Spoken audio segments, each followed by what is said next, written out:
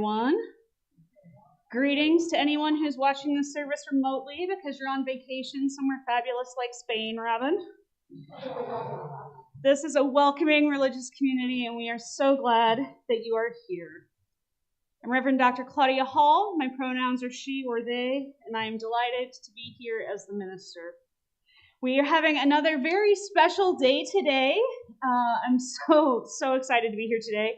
This is both our youth bridging ceremony and our reception for new members today. And it is just such a wonderful feeling to have so many new faces and new amazing experiences with us.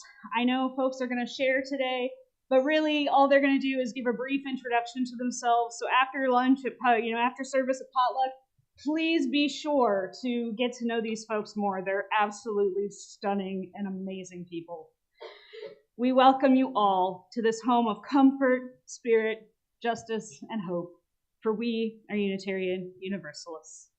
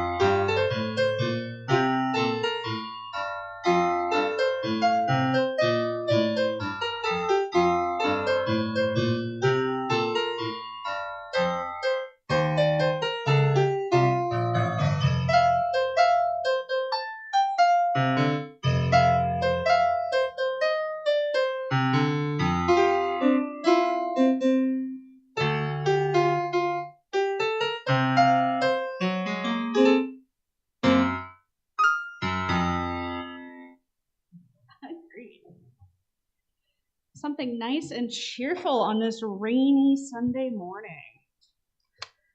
Well, in the rain, I know it is hard for most of us. I know myself, when it's gray and dreary out, I feel a little gray and dreary on the inside. So coming to a warm and cozy fire is a way that many of us like to get rid of the gray and the blah. And so today, as we light our chalice, we hope not only to inspire the warmth of hope, love, and community in our own lives, but also to chase away any blahs or grays that might be in our hearts. I invite Alex and I am so sorry. Will you two come up to light our chalice? Well, I try not to cough. I'm so sorry. I swallowed wrong. Excuse me. Will you all join with us as we light our chalice this morning? We light this chalice today as a symbol of hope, love, and community. We light this chalice in thanks for all who came before us, who live on in our rituals and memories. We light this chalice in thanks for all who are here now, who create community with their loving actions. We light this chalice in thanks for our youth and new members, and we promise to do our best to help you find your guiding lights, that in turn you too may light chalices of thanks, both today and for the rest of your lives. Will you join with me as you're willing and able in a spirit of prayer and meditation? Spirit of life and spring, we give thanks today for the rain and the growth and unfolding beauty that it provides. May we become more and more attuned to the seasons, and like the flowers, may we put our energy toward growing and blooming from within, that we may share our beauty in our souls full of love with all we meet. Amen, and blessed be. I invite you this morning to take a moment and greet someone you don't know. I know we have several visitors this morning, and then we'll go in from there to sing our first hymn, number 317.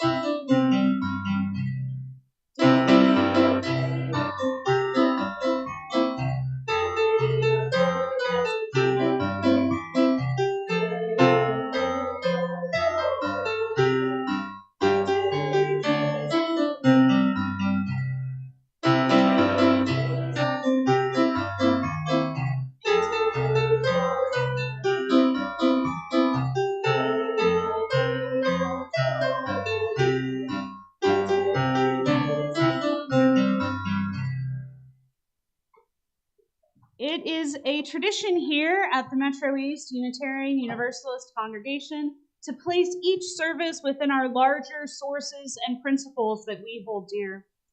We are a religion that has no requirement of creed or belief, and honestly, that is pretty much unique among religious traditions. In almost every other tradition, there is something that you reach a line, and if you can't believe this thing, then you aren't part of the community. And so for us, it is very different. We are not as worried about what you believe as much as we are worried about how you treat others. And so today, we are very focused on our roots, which come out of Judaism, which then turned into Christianity, which then turned into us. And in all of these traditions, in fact, in most indigenous traditions around the world, there is a time at which young people are considered to have crossed a threshold and become adults. They usually had some kind of coming of age, usually around the time of puberty, because obvious physical changes happened at that time. But now we know that our brains keep developing for decades after puberty happens. And because of that, we see this transition not as your final step. Oh, you are now adults. That's it. We're all done. But we see this as an entering. You have opened the door to adulthood, and you have one foot in childhood and one foot in adulthood. This is both a wonder and an incredibly awkward time and place in your lives. And those of us who are older, we may be totally out of date and uncool and clueless in many ways, but each of us has also been there, and I can guarantee you that we all felt just as weird and awkward and uncomfortable in our bodies as you may feel today. So what we are doing with this ceremony is saying that this is the beginning of your journey to adulthood. You have now reached the base camp, if you will, for this spiritual journey that you are on. We encourage you to keep looking for ways to grow inwardly, both with your mind and your heart, as your bodies grow physically. And know that it is never too early or too late to become an even more awesome human being. For our adults, we celebrate your finding faith and joining us. And for all who are here, we celebrate today, and I offer you this blessing, which was written by notable Unitarian Ralph Waldo Emerson. It is a short poem titled, My Wish for You. This is my wish for you, comfort on difficult days, smiles when sadness intrudes, rainbows to follow the clouds, laughter to kiss your lips, sunsets to warm your heart, hugs when spirits sag, beauty for your eyes to see, friendships to brighten your being, faith so that you can believe, confidence for when you doubt, courage to know yourself, patience to accept the truth, and love to complete your life. I wish these and more for each and every one of you that are here and on the screen, today and every day.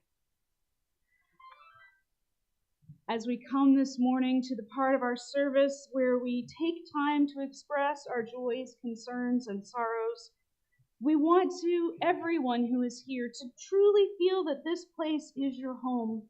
We invite everyone who wishes to come forward. We're going to kind of do this sort of motion, and you come forward, you get a stone or many, depending on your need, place them in the bowl of water, and know that we each are bearing one another's burdens, and then return to your seat as you need. If you have a mobility challenge and would like someone else to place stones for you, we are all here for you. Simply raise your hand and someone else will be more than happy to place stones on your behalf. Let us be in a spirit of prayer and meditation.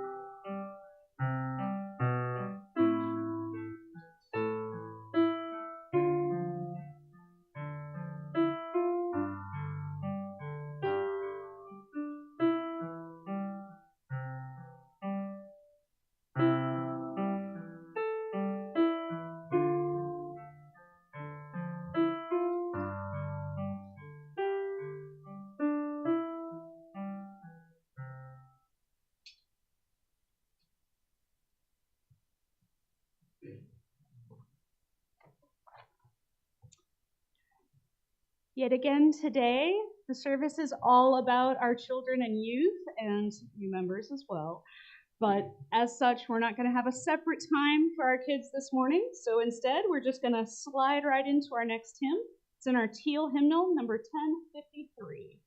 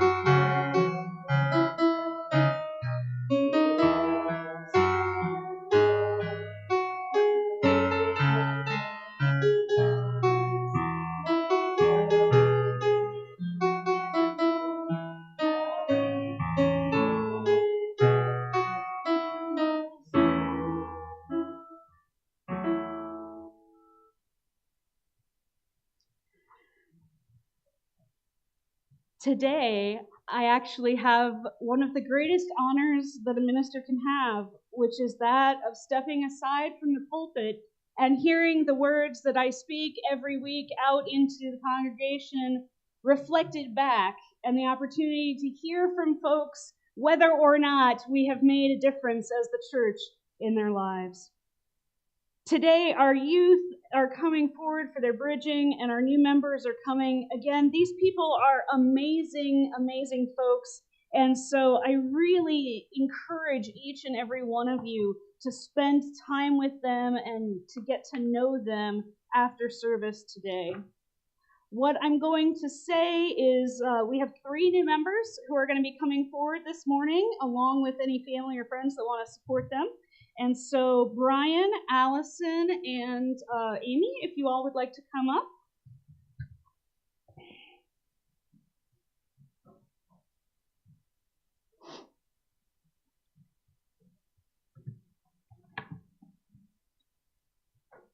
And I will invite everyone, as you are able, to join with us in our new member covenant. Can you guys see the screen okay? Can you see the screen okay? Okay. And your pledge is, we enter this faith with hope and possibility in your hearts. Of this, we covenant to remain true to the spirit of love.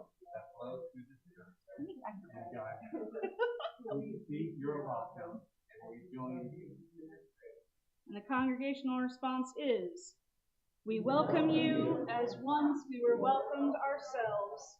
We seek to be open and inclusive, respecting your inherent dignity, your ideas and your vision, in times when it is easy and in times when it is difficult.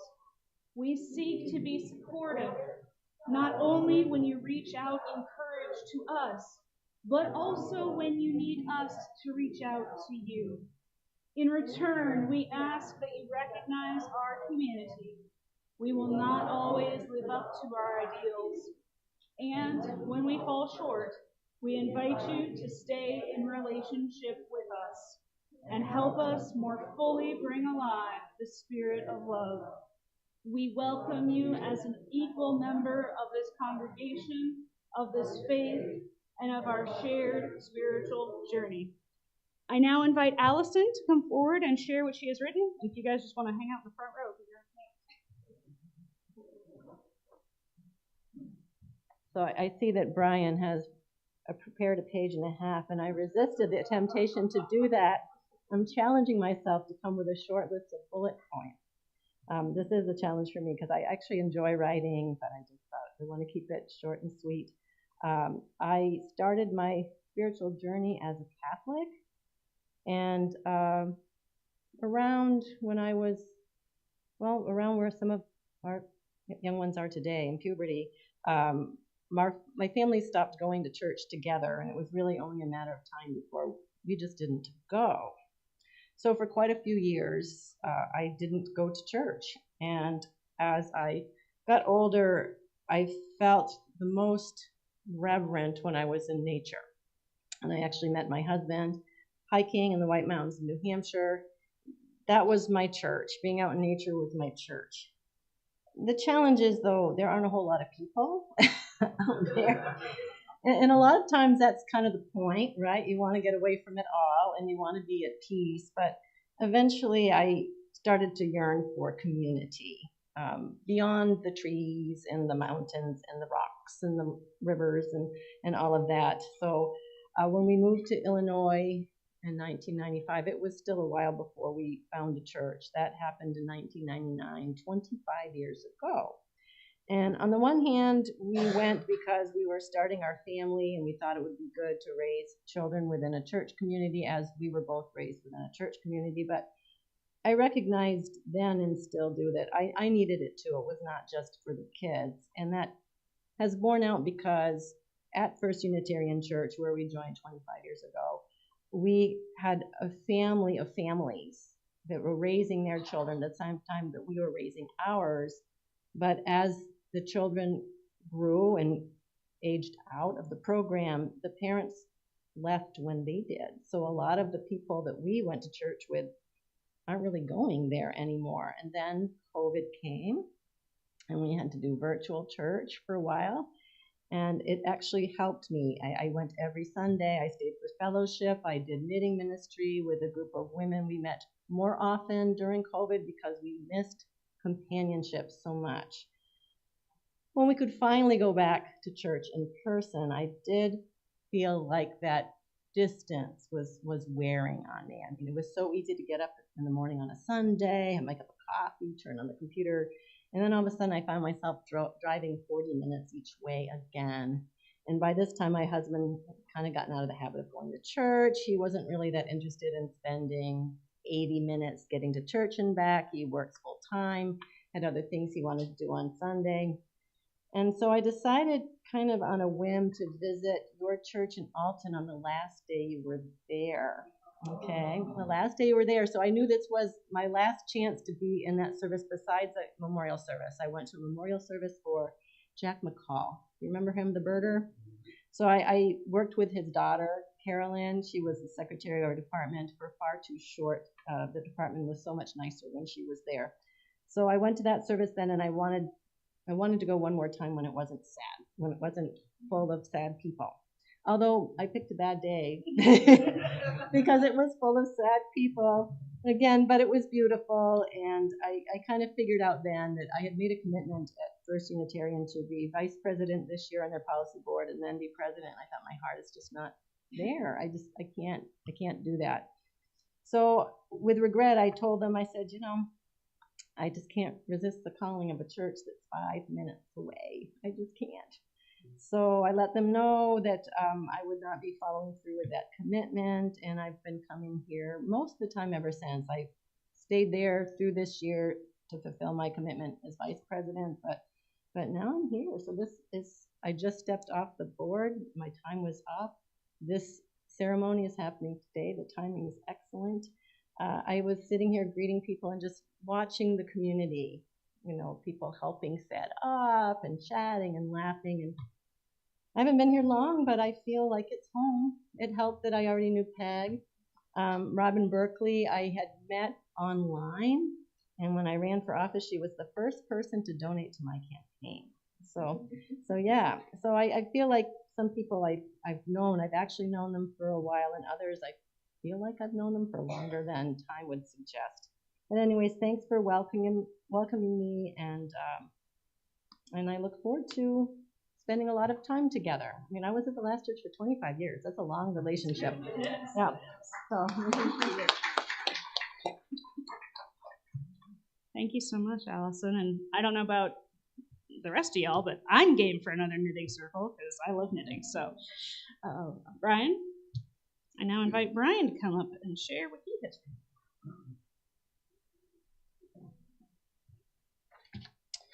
My name is Brian Semler. My pronouns are he and him.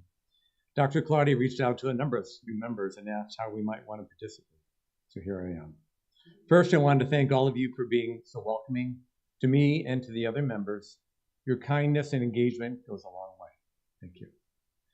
So I am blessed to have a loving wife, 3 compassionate adult children, and their mates, and 3 beautiful grandchildren. I had been at one of the traditional churches for 30 years, but knew I shared a more liberal perspective than many others. I started having more cringe moments where I just felt like the message was wrong for me. I found myself in conflict with their views on women's rights and some evolutionary perspectives. And then there was an increasingly conservative leadership which aligned themselves with a man fueled by hate and lies. So I quit that church. So now where do I go for my spiritual development? Turn the page. Fortunately for me, my mother provided another trusted perspective, and in fact, she's here today. I like the way that my mother thinks. She was surprised when I asked if I could join her at her UU church in the Chicago South suburbs. I heard a message that was light on God and creeds, but rich in compassion and compelling moral arguments. I started following the Alton UU church through the video archive that Alex and the tech team compiled. Thank you. I found myself rooting for the congregation as they made the tough decisions to leave the physical building and believe that they could thrive elsewhere. For me, a change in spiritual direction is tricky and leaves you vulnerable. My mom did not want to pull me from my immediate family and that spiritual life, but also wants to welcome me as a UU experience if that is my choice. When I come to UU service, I no longer have any cringe moments. The underlying principles speak to the compassion for others and are reinforced each Sunday. That feels right. I strive to learn and grow each day and seek a spiritual life that can bring a sense of peace with acknowledged limitations and fragilities. The first day that I came here, John Herndon shared his perspective. If you are looking for answers, all you're going to get are more questions. I said, yes, but they're good questions. Thank you.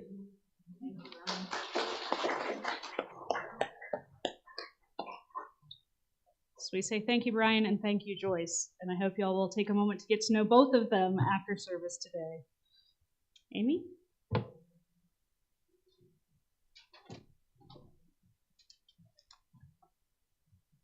I wrote really small, so I'm hoping I can actually read this. So my name's Amy Valet. As Claudia mentioned, I'm the Youth Services Librarian at the Glen Carbon Library. Growing up, I actually didn't belong to a church. I grew up in Massachusetts and lived there until I was like 34. And my father grew up as a Catholic and didn't really see that as something he wanted his kids to participate in. And then my mom moved around a lot, so she never had that church community. So it just wasn't something that I grew up with, really. Although the town I lived in was very religious. And so it kind of created this situation where people always kind of thought I was weird. And it was not just because I didn't go to church. I am also kind of a different person, which I now love. But when you're growing up, that's maybe not what other people see as the best thing, especially if you grow up in a community where you know the same people from maybe preschool or kindergarten through high school. Because you do one thing they think is weird and they remember it forever. And I found that very crippling because it just felt like I couldn't fit this narrow ideal of what they expected me to be like. And unfortunately, what I ended up doing is kind of making myself smaller and quieter so that I didn't get targeted, or I got targeted less, I should say. And it was kind of a way of surviving. And I don't recommend that. I don't think that's a great way to do it, but that's just kind of what I did. It's how I got through. And I still kind of see getting through high school and that community as like one of my greatest accomplishments because it was so challenging. And then my second greatest one is actually getting my master's degree, because at 15, yes, I'm so proud of that, because at 15 I actually didn't know this until I was 16, but I was struggling with a learning disability that I had my whole life. And my brain just works differently than others, which I now appreciate and can accept, but growing up, it just felt like everything was so hard. And also it made fitting in harder too.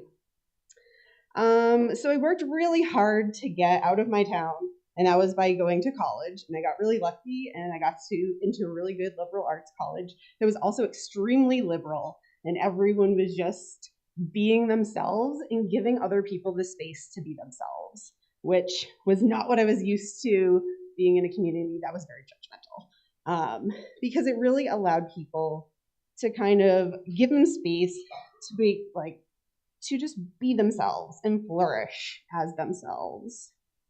And I wish I could say in that space, I found a way to break free of like everything that was put on me as a kid.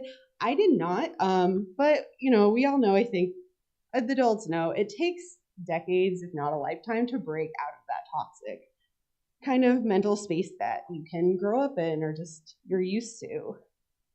And so what I started my path kind of to self-discovery at this school and just learning about experience that was beyond my own. And I haven't stopped. That is something I'm always interested in, just learning and hearing from people and just not trying to stay within my own little bubble, because that's not helpful. I just want to I wish I could be that person who absorbed all the knowledge, but I try to absorb as much as I can. So where I actually truly found myself was working in libraries. It was discovering I had the ability to help people by giving them space to be themselves, kind of like what I saw in my school.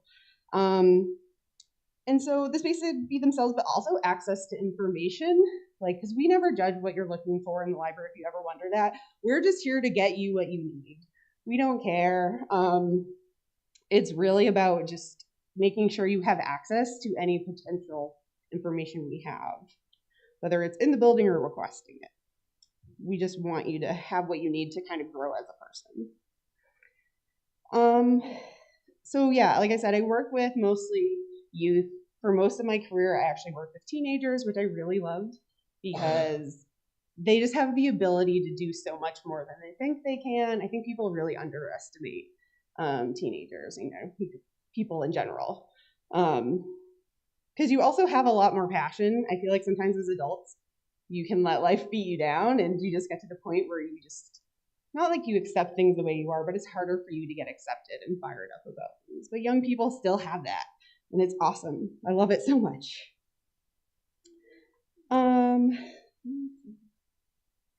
So yeah, just letting people know they have a space for them in the community where they can discover who they are and maybe find their authentic selves, because that's really what it's about as being a person, is finding and having a space to be your authentic self where you don't have to hide and you don't have to like edit for other people to feel comfortable.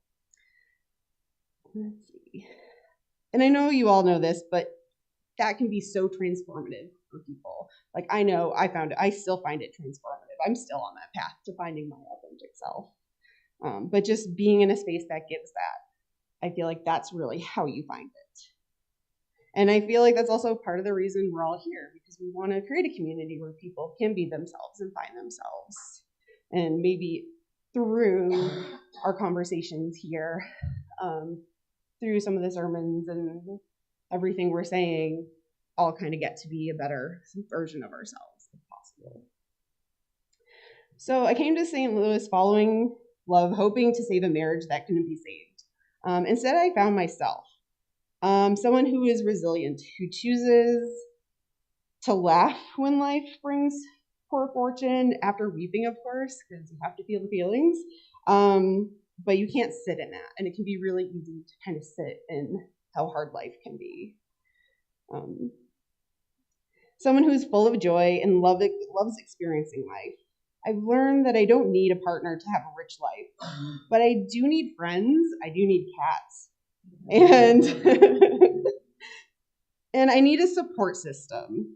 Sometimes I feel like you hear this idea of a human as someone who could do everything on their own. And while I think it is great to kind of have that courage and be self-sufficient, you do need support. Like, there are times you just need other people. You need a community. And I'm someone who, it can be easy to kind of be at home and alone and just fall into that, but I really need other people. Like, human connection is really important for me as a person. So yeah, being strong is not trying to get through all the ups and downs of life alone. It's having people to celebrate the good while reaching out when the worst is happening. I came to the congregation looking for community and hoping to challenge and grow as a person on my never-ending quest to be my best self.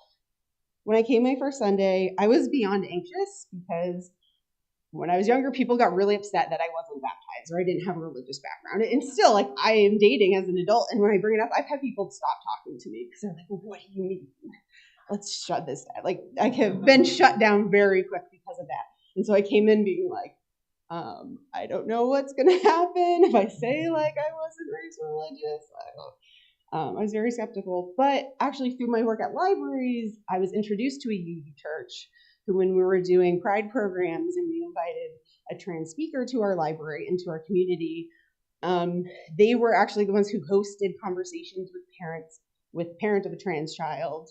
And then they had kids talking with the young woman who had just gone to college to kind of talk about being trans and also college life.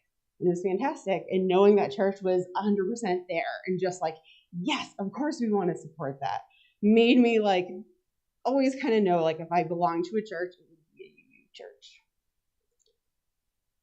Let's see. But yeah, so, and I think I've said this to people before. I'm a very anxious person, but I know, like, I have to push myself beyond my comfort zone because I would never leave my house.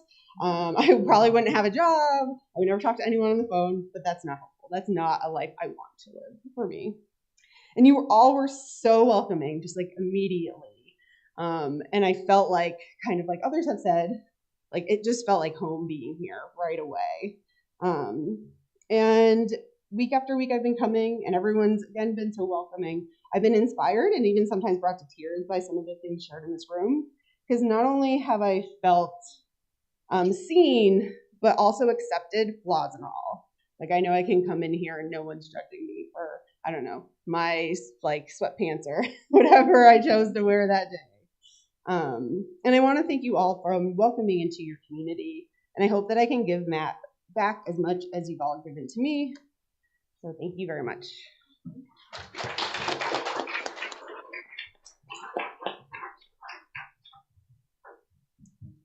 So if you all aren't inspired enough, now we get to have even more inspiration as we invite Jennifer Lewis and Nathan Brown and our youth, who are going to come up right now.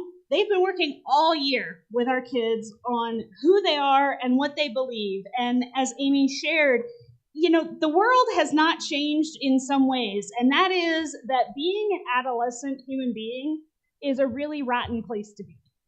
If you're not one of a very select few, you know, of the cool kids, life is not the easiest. And certainly, schools are a place that can be hateful, mean, and snobbish over anything else.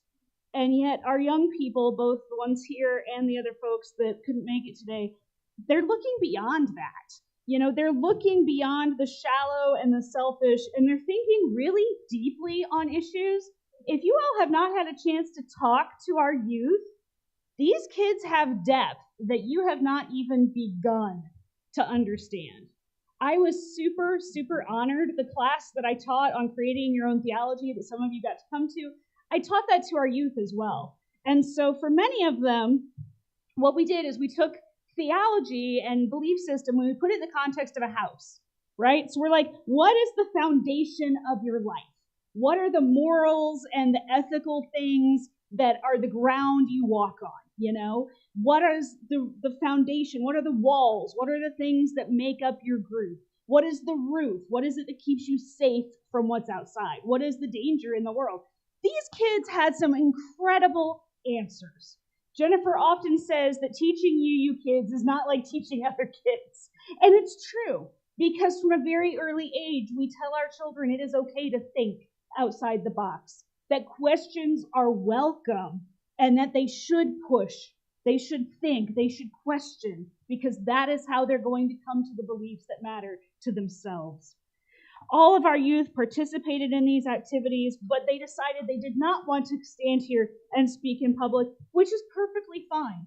One of the things that our children are often not allowed is bodily autonomy. And I think this is critically important, whether it's a little child being forced to give hugs or kisses or an adolescent being forced to speak. We should never push a person to do something that they don't want to do. When I was doing something today, one of the things I try very hard, and if I ask you to volunteer and I don't say this, it's implied, so please hear it. No is an acceptable answer. It is okay to say no, to have boundaries. You need to respect your own limits. And not everybody knows your limits, right? I don't know my own limits half the time, which is why half the time I wind up sick. It's just how it goes. And so it's a thing when you talk about growing and learning as a person, this is an area I'm still learning as a person, is the ability to say no is acceptable. And that's something that we need to learn in this world, just like we need to learn when to say yes. And so I'm very proud of our kids today for saying, we did the work, we've thought the thoughts, we've questioned the questions, but we're not going to talk. And I really, really appreciate that. And I want to support you in that. So Jennifer assembled some gift bags today to give to our youth, and these are full of some amazing stuff. So as she passes those out, I want you to hear the charge that she wrote to go with it. Inside these bags are a water bottle to remind you to care for your body because you only get one. There is a journal in which to capture your thoughts and feelings. You can draw, write, doodle, put stickers, or do anything you like to them because expressing your ideas freely will help you to discover yourself. There is a pinwheel to remind you that when the rough winds blow, your congregation will help you flow with the wind. There is a silicone straw to help you care for our planet, because we only have one. There is a candle so you can make a chalice at home to help you remember the light of truth and meaning that lies within you. There is lotion to remind you that although the world can be hard, you must not let yourself get too hard in response. When the world is rough, keep hope, because there's always kindness too. There are fun erasers in there because you will make mistakes, but no mistake is forever. With a little work and the support of us in the congregation, you can learn from your mistakes and move on. There's a pack of tissues because tears will come, and that's okay. Just know that we who are here are always here to listen when you need to talk. There's an animal tube water snake because they are fun, and you are still just kids, and it's okay to play and have fun. There's an infinity cube to remind you when you are facing a problem, there's another way to look at it. Let us be your sounding board, for we all see the world differently. And last but not least, a pair of sunglasses, because your future is so very bright. It is our hope that as you continue to grow physically and spiritually, that you will know this is a place full of trusted adults who are here to listen to you. When you have questions about things, moral issues, peer pressure, the things that are going on, you can reach out to me, to Nathan, to other trusted adults when you don't want to talk to your moms or dads. We understand. We've been there. And we'll give you safe advice. We'll keep you safe because we love you. But we'll also listen, and we won't judge you when you make mistakes because we've made them too. We want to support you because you are just as important as any other member of this congregation. And in that response, we're going to affirm our youth today, if you will all join with me in our congregational response found on the screen. We affirm and support you today and every day, and welcome you fully into the life of this congregation. May you always know this place to be a place of safety, hope, love, and joy. Amen, and blessed be. Let's give a round of applause for our kids and our teachers this year. Thank you. You all may be seated. Our final hymn this morning is number 311 in our great hymnal, Let It Be a Day. Mary says we have to stand up. So as we are able, please stand.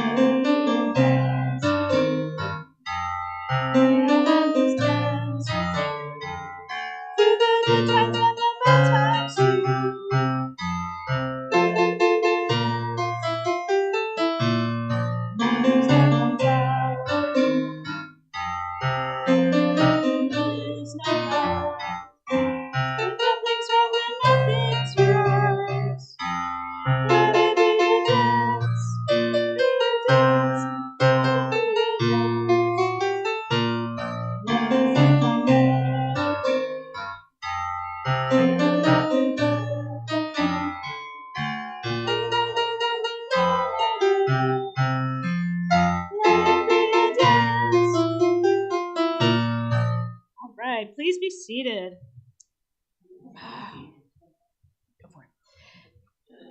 As Becky passes around the offering basket, I offer our reminder that our donations here are what keep the doors open, your minister paid, and the air conditioning on, at least for the most part on Sunday morning. For those of you who may be visitors here, if this is your first time, please don't feel any obligation to give. This service is our gift to you. For those of you that are pledging, please make sure that if you're giving cash, if you want it to count towards your pledge for the year, that you use a pledge envelope, because we want to make sure you're eligible to vote in our meeting.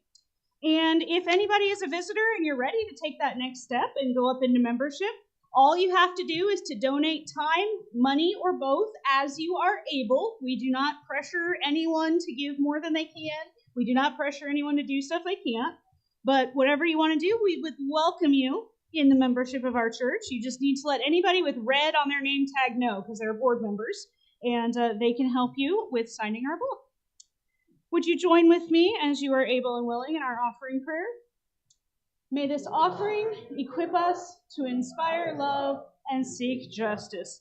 All right, does anybody have an urgent announcement? I've got a couple. I just want to make sure I'm not missing anything. Okay, so first of all, so that you know, Robin Berkeley, our board president, is out for a couple of weeks.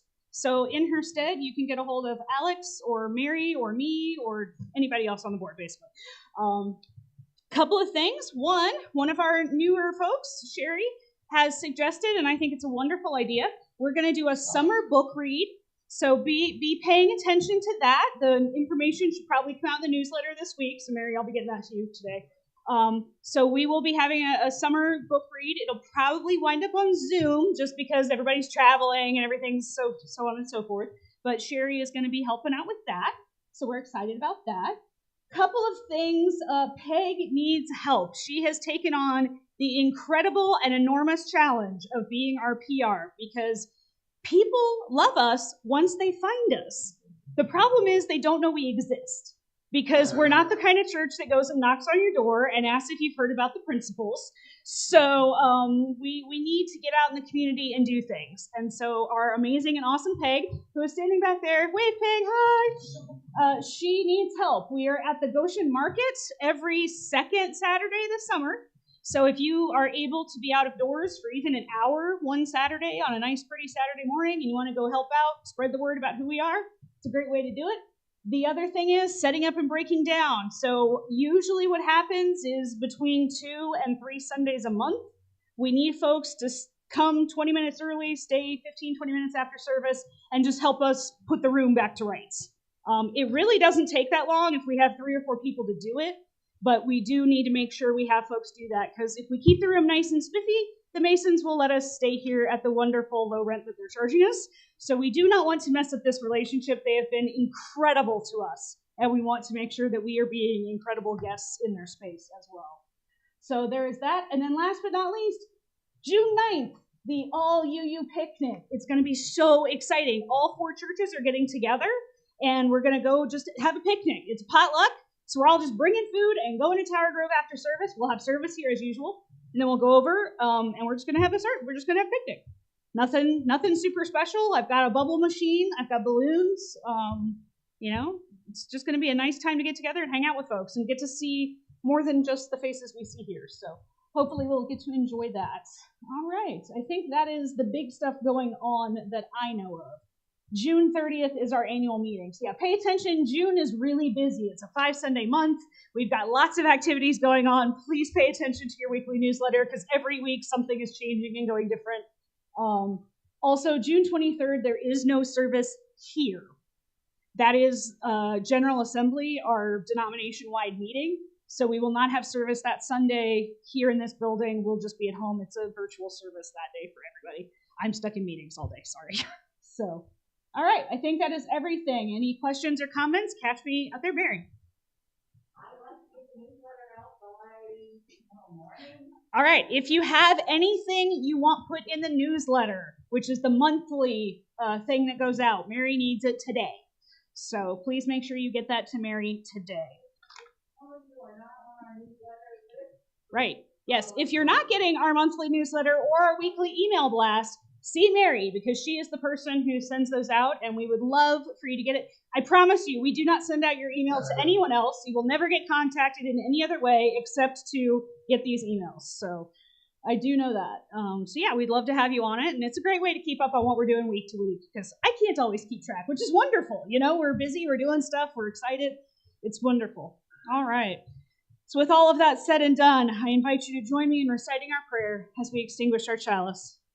The light of truth and meaning cannot be put out.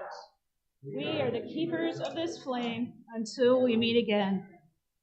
To our youth, we say, we hear you, we see you, and we welcome you with open arms into this new place of almost but not yet adulthood.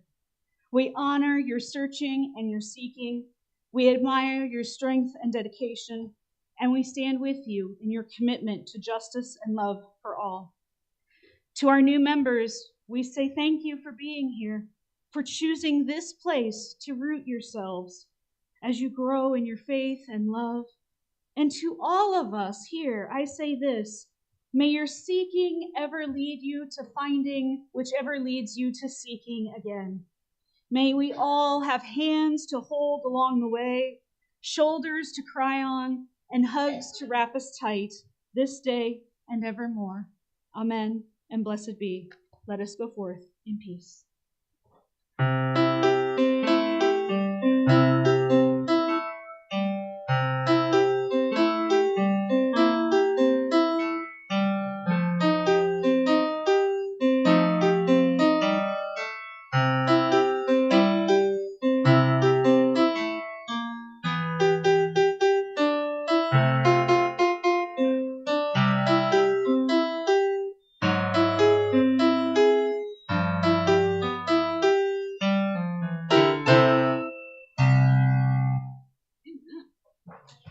Wonderful.